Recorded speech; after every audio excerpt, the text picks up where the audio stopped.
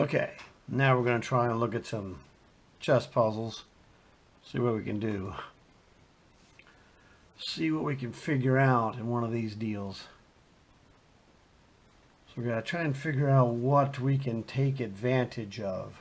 Like, it would sure be nice if we could stick that queen on h5, maybe.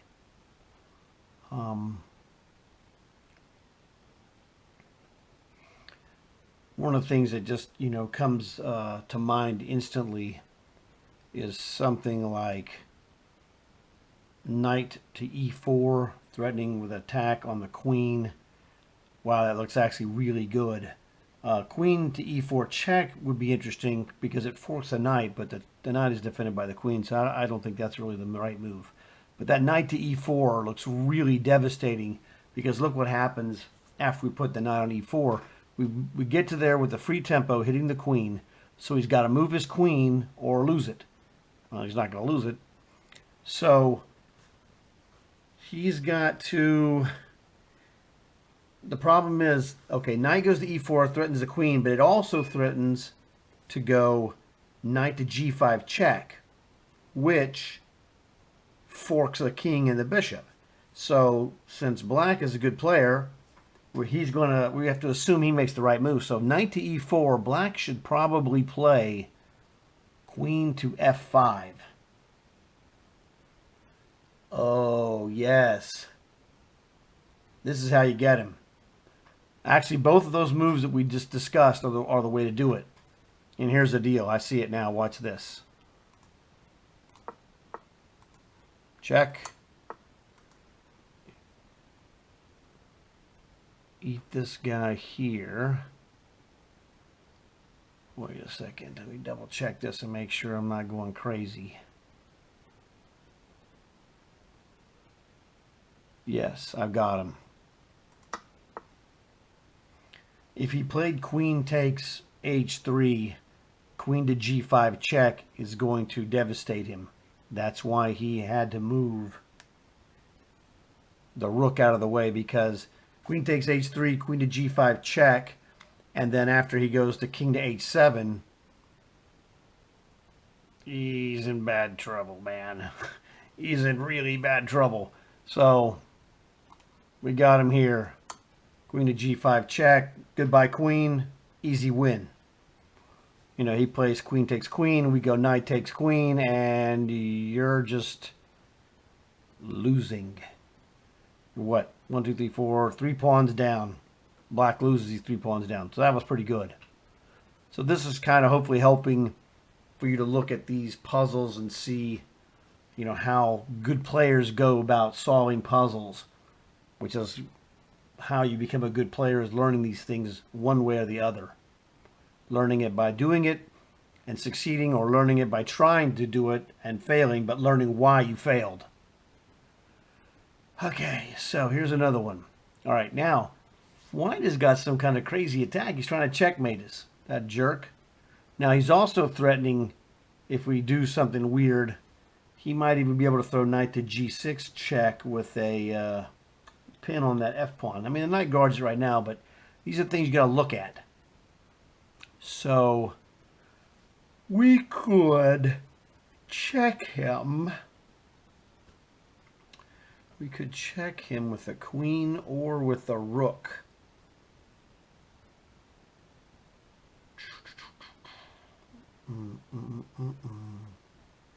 Good question.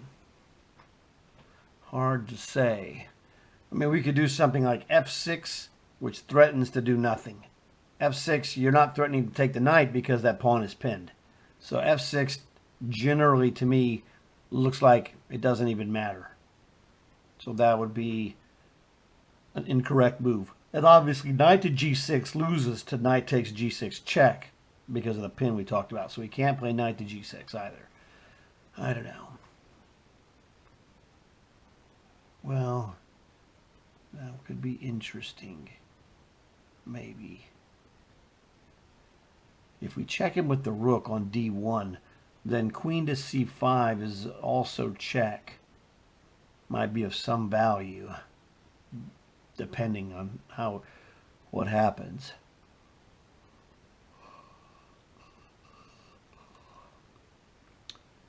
Questionable. Oh, yeah, he's dead. I got him. I got him.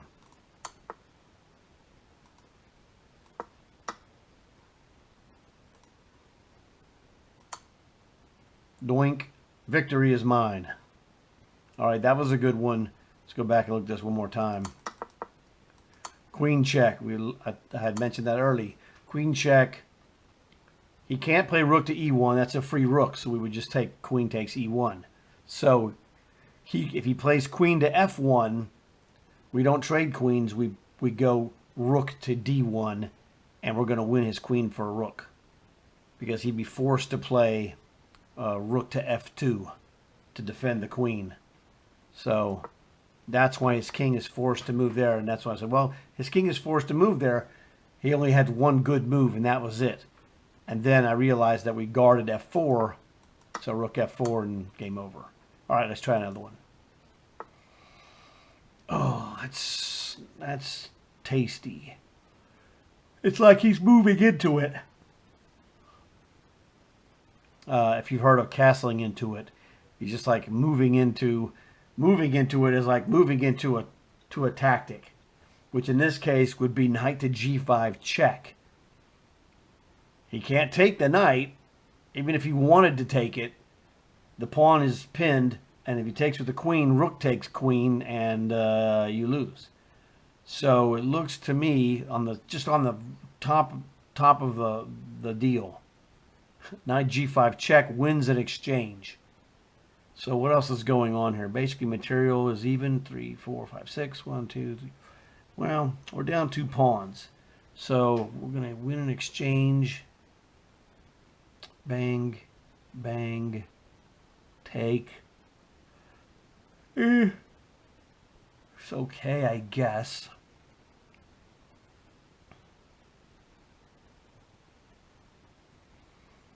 It's okay. Ah, that might be good.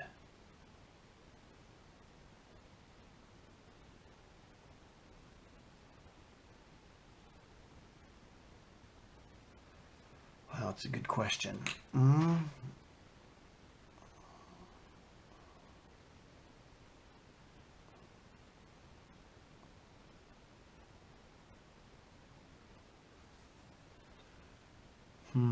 Yeah, one of the possibilities I would like to do is I would like to, at some point play rook takes g6, and bring that other rook over. Preferably, if we just look at rook takes g6, king takes g6, rook to g1 check. He can only go to h7. Check again with the knight on g5. He could move to the g file, but that would lose a queen to knight takes e6 discovered check. Okay, so this rook takes g6 is looking real good. Rook takes, king takes, rook to g1 check, king to h7 is forced. This is how you know you're on the right track, when the moves are forced. He doesn't have another choice. It makes it easier to calculate for you. So knight to g5 check, he's forced to play king to h8. Oh man, he's toast. Rook takes g6. Rook to g1. You in trouble. Yeah, he had to take it because we're going to fork his king and queen. If he doesn't take it, it goes in the corner, knight takes f7 check, and it's mega destruction. So victory is mine once again. That was a good one. Okay, so what about, oh man, this is potentially nice. You have to look at all these crazy moves.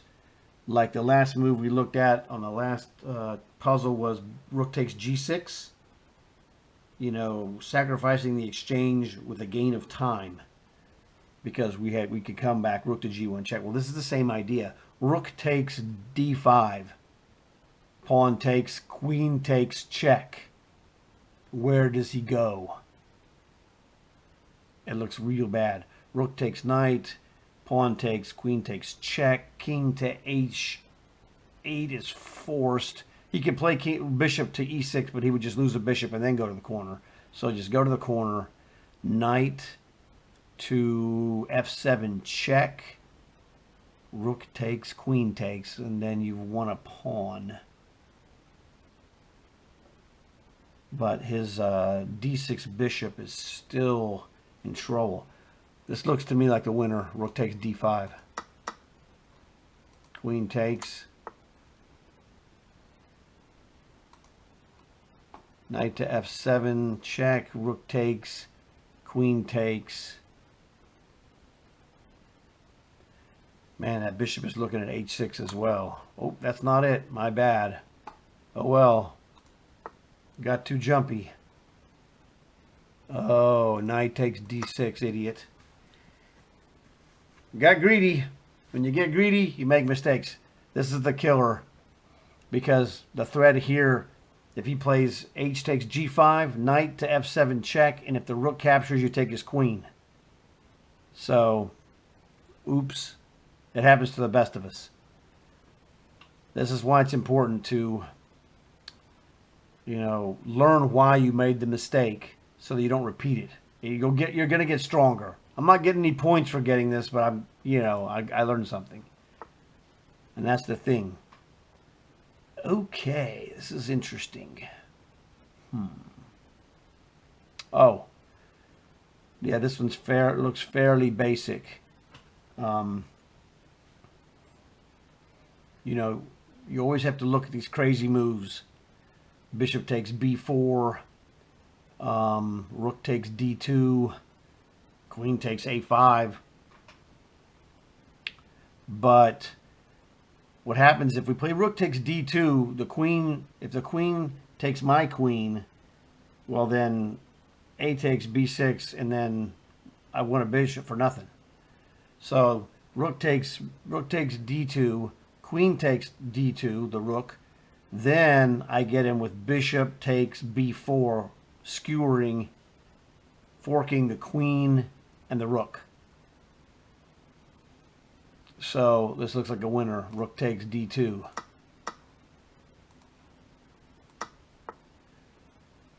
I don't know. Pretty easy, man. Let me make sure nothing stupid is happening here. Let's see. Bishop takes b4. I don't know. It just wins. Oh, that doesn't work. Rook to d8 doesn't work. And, this is essentially winning, but this problem continues, so that means there's something there's some mistake we have to not make. This is what it's telling you. I've played these a lot. So, if it was over, it would quit and get a check mark, and we would get points for the victory. So, this is the secret move. We're going to make an escape for the bishop by attacking his queen. If he moves away, then we move the bishop away. That's how you get the victory. All right, so let's look at this one again. This is real instructive. All right.